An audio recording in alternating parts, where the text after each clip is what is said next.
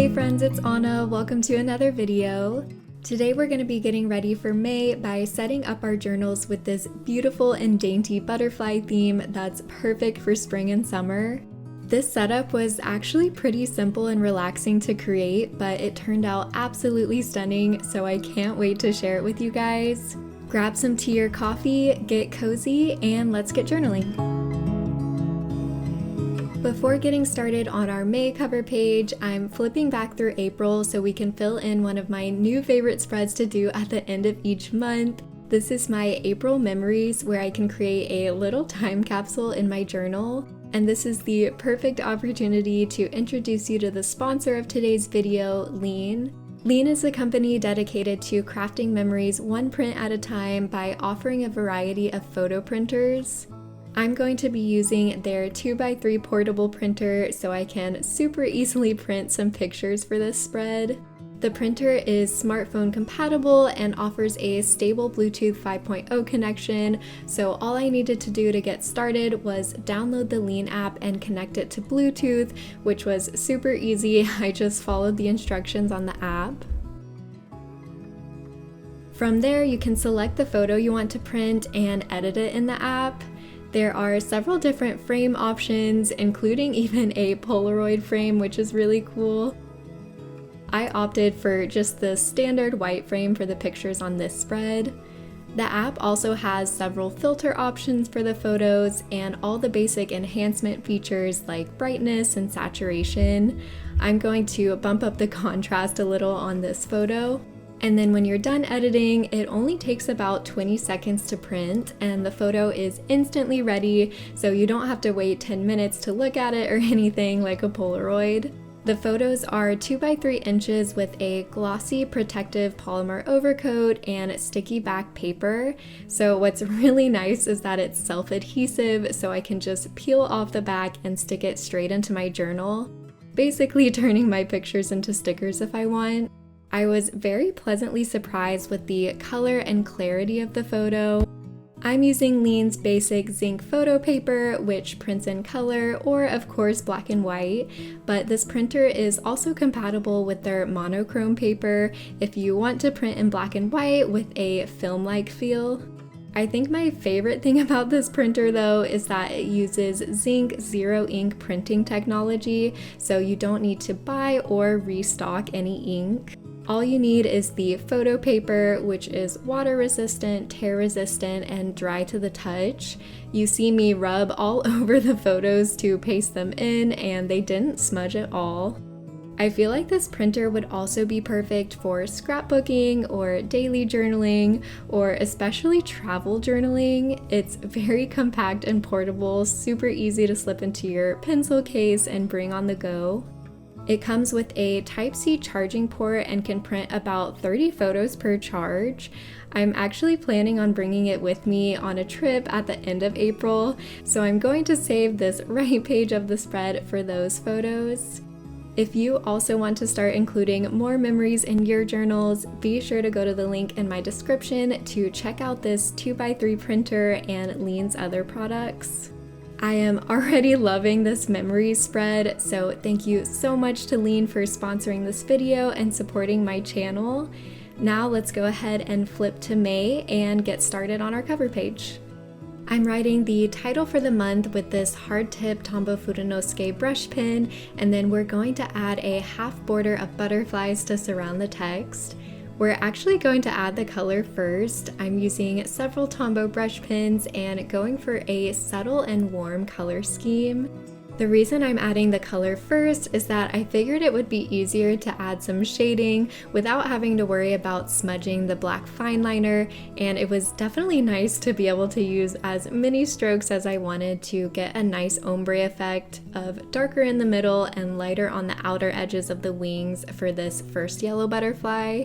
And then I'm doing the inverse for the other two, with it being darker on the perimeter of the wings. I'm going to be drawing 3 different types of butterflies, and these will stay consistent throughout the whole setup. One, a very light pink, and then we have a yellow one and beige one. Each of the butterfly colors will have a unique pattern to go with it, which I'll add next with some black fine liners.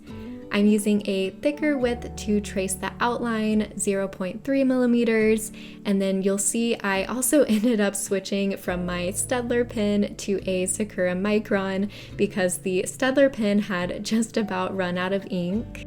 I'm going to use a thinner width for the inside details, 0.1. For all the rest of the butterflies in this setup though, they're a little smaller, so for those I'll use the 0.1 for the outline and the 0.05, my smallest fine liner, for the inner lines. The pattern for this yellow butterfly is loosely based on the monarch butterfly, although I did go for a simplified version. It will have the characteristic black on the wing's outer edges with the light specks inside, and I also tried to follow the general pattern for the ovals of the inner wing. I'm going to color in the black for all the butterflies as the last step once I draw the details for all of them. The patterns for these other two are just based off of some pictures and drawings I saw on Pinterest, so I'm not sure if these resemble any real butterflies or not. If you happen to be a lepidopterist, which I recently learned is the term for expert on butterflies, feel free to let me know what these might be called. I'm drawing some lines extending all the way out for the pink one, and then I'll add some black and dark pink lines to the edges in a second. The beige butterfly is similar to the monarch, but will have more black and only a few spots, which I'll actually color in darker. Like I said, these three butterflies will stay consistent throughout the setup, so by the end of creating my made pages, I was able to draw them pretty easily, and I'm sure after watching me do a few pages, you'll also have a very good idea of each unique pattern. Now for the last step of the butterflies, I'm using this Pigma graphic pen with a thicker tip to color in all the black. It really brings these designs together, and I think the contrast between the black versus the light and desaturated colors makes these pop so much.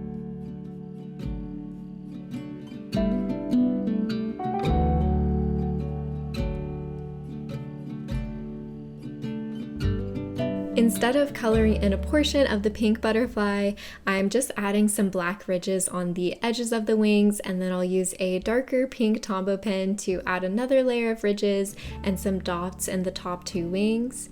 If you're curious about all the colors I'm using, I'll list those in the description box below, and I'll also have links to any other supplies I'm using for the setup as always.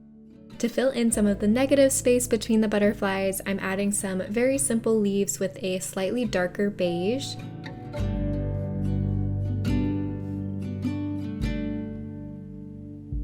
To finish out the cover page design, I'm using a brown color and one of my circle stencils to encase the title and follow the curve of the leaves and butterflies. That is our completed cover page. Moving over to the left side, this will be the quote page and also where I write my month's intentions. Starting with the section for intentions up top, I'm stamping the title in my alphabet stamp set, and I'll add some of those beige leaves to frame it. This is the space where I can write any general focuses or priorities I have for the month.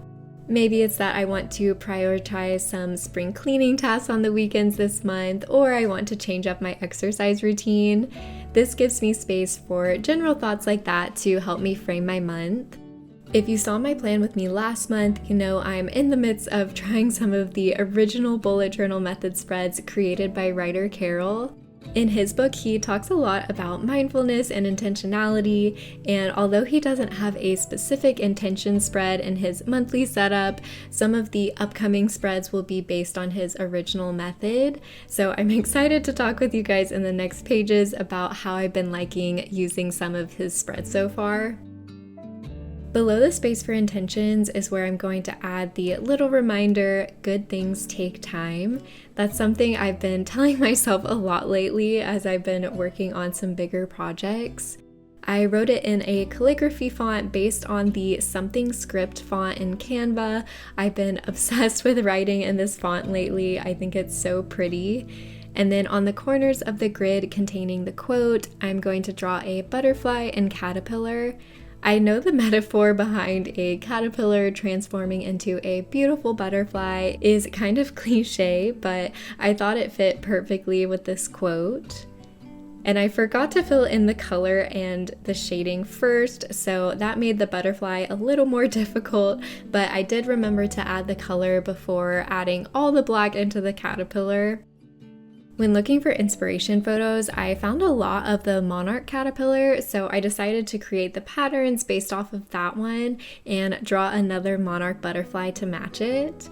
Again, this is a simplified version, but I think it's still definitely identifiable as a monarch.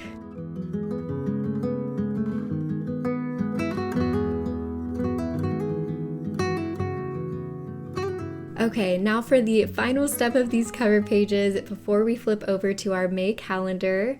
I'm going to add a few strips of washi tape to fill in the edges of these pages, this very light tan from my grid set, and a thinner tape with some tan waves from my basic set. And with that, our cover pages are complete. Okay, like I said, I'm trying out some spreads from the original bullet journal method, and this May log is probably the biggest shift from my normal monthly setup. Usually I draw out a calendar over 2 pages, but writer Carol uses this very simple monthly log instead. All you need to do for his setup is create 2 columns with a single vertical line on the left side of the page and write the dates of the month on one side. Then all the space on the right side is for filling in your calendar events, appointments, due dates, whatever else you track on your normal calendar. I added a few things to this design to help me visualize the month better though, so I'm also going to write the days of the week next to the dates, and horizontal lines are dividing up the weeks. One of the things I like most about a calendar is I can easily visualize how busy each week looks and where we are in the month, so adding these little tweaks really helped with that. April was the first month I'm trying out this log system, and at the point of recording this, I've only been using it for about 2 weeks. I like to use a spread for at least a couple months before deciding if I like it or not, so I will continue to keep you guys updated in my plan with me's on how this monthly log goes. So far, these past 2 weeks, I have actually liked it more than I thought, mainly because the full row to write events in is, I think, actually more space, or at least more usable space to write things than my boxed calendar was, even though this log only takes up 1 page somehow, but I am liking how much space it offers. Moving over to this right side, this is where I have room for my monthly tasks and goals. Those sound like the same thing, but there is a difference. I'm stamping out the section titles with my stamp set, and I created little headers with some more light beige grids and the leaves. I'm also going to encase each section with the brown, and in that middle area is where we'll add some art to these pages. So the top section, tasks, is pretty self-explanatory. This is my to-do list for the month. Something I'm working on after reading the bullet journal method book is writing down fewer tasks at the start of the month. I'm trying to write down only essential things to start with. I feel like a lot of the time I just have this need to fill the space, and I get this unrealistic burst of wanting to write down anything and everything because I'm so excited about potentially getting all this stuff done within the next month. So it becomes more like writing tasks down just to write something down instead of this absolutely needs to be done in May. I don't know if anyone else can relate to that. It sounds a little silly when I say it out loud, but I'm working on being more discerning with priorities and more realistic with my to-do lists. The goals section below is specifically for checking in with my annual goals, and this is kind of where I veer away again from writer Carol's original system because his setup, this page is solely for tasks. But I set 10 overarching goals at the beginning of 2024, and I like looking back at these on a monthly basis to both remind myself of these goals and of course plan what steps I want to take towards them in May. Kind of along a similar vein when it comes to priorities, I'm planning on only writing tasks for 1 or 2 of these goals for May. It would be unrealistic and probably not the best strategy to work on a little bit of all of them at the same time. So I'm just going to focus on a few small steps that I know I can get done within a month. I really like how this monthly section keeps me moving forward on my annual goals, because I know in the past a lot of my New Year's resolutions would have been long forgotten by this time of year. I'm decorating the page with 3 open butterflies in the middle, using those same 3 colors and patterns. I love how these 3 colors look together. It's a very warm and soft color palette, more on the subtle side, which is definitely what I lean towards.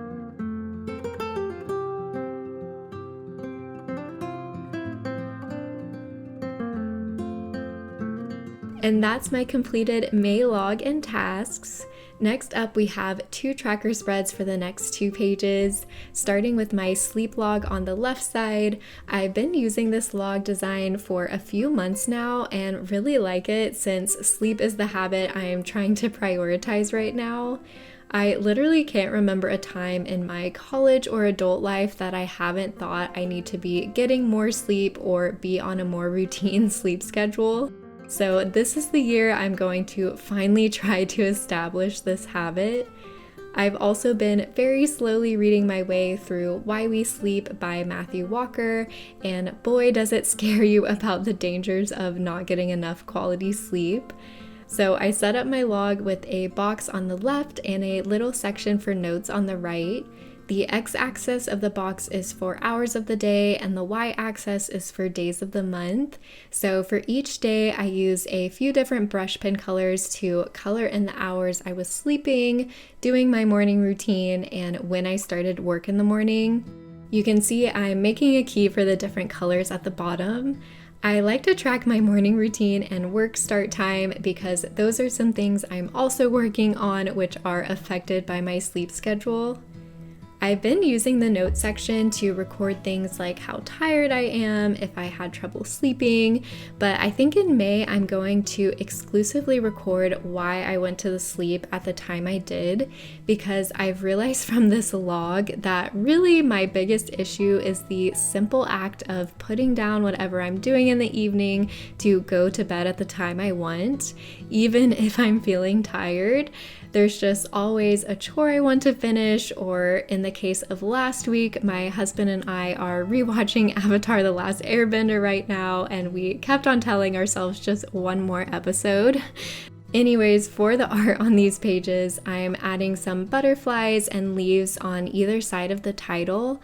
The butterfly in the middle is going to blend into the right page as well, which will be my mood tracker.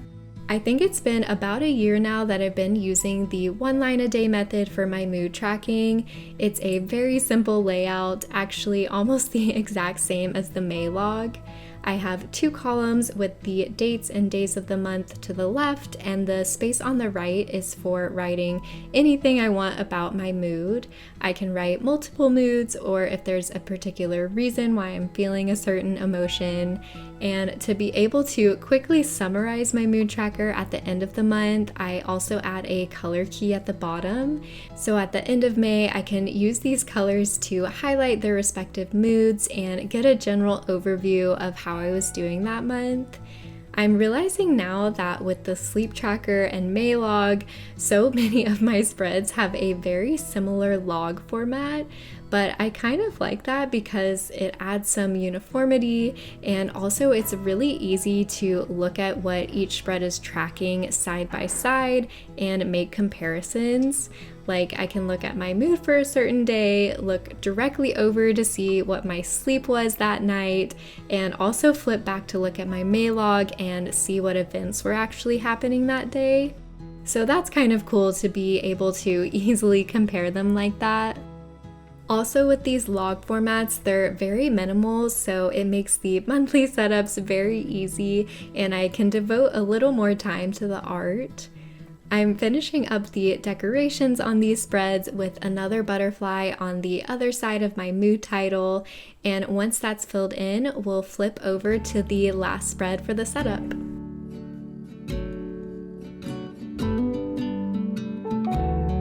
Last up is my first weekly spread for May. This is another one where I'm trying something pretty different from my usual weeklies based on the original method. I'm starting with a title of the week number we're on within 2024, and I'll draw a little calendar below that and highlight the week we're on. So in Writer Carol's system, he doesn't really even have weeklies, but just daily logs. It's very simple with pretty much no beforehand setup. You just write the day and date as your title at the top of the page, use the space below to record your events and tasks and schedule, or whatever you use your daily log for. You can use as much space as the day calls for, and then at the start of the next day, you just write your next header and start there. So as you can guess, this leads to a very efficient use of space because some days you have a lot to write down and some days you don't. It's also nice because you never run out of space for a given day. I did want to keep some sort of weekly spread though, because I have work tasks that are easier to plan for on a weekly basis, so that's what this small tasks list is for on the bottom right. I created this large box to encase all the remaining space on the page, and that's where I'll put my daily logs. At the start of each day when I'm planning in my journal, I'll use my stamp set to create the day's header. I went ahead and put Mondays for this week. And then I'll just start each new daily on the day of below the last one. So it ends up looking like this. Here's the week I'm on right now in April. This is only my second week of using a weekly setup like this, and so far it's been plenty of space. If I ever do run out of space, I'm not sure what I'll do, but I will cross that bridge when I get there. And like I said, I'll keep you guys updated on how these layouts are working for me in my next Plan With Me videos. For the decoration, I thought it would look cute to draw some butterflies like they're perched on the edges of this border. I really love this butterfly theme because you can draw them at all different angles and with varying levels of wings open, so it never gets visually boring even though I'm drawing the same 3 colors and patterns. To make this pink butterfly look like its wings are lifted up a bit, I just drew the wings a little more narrow and the lines inside at a narrower angle as well. I decided to go with a pink and yellow butterfly since all the color for the functional parts of the spread was already in beige.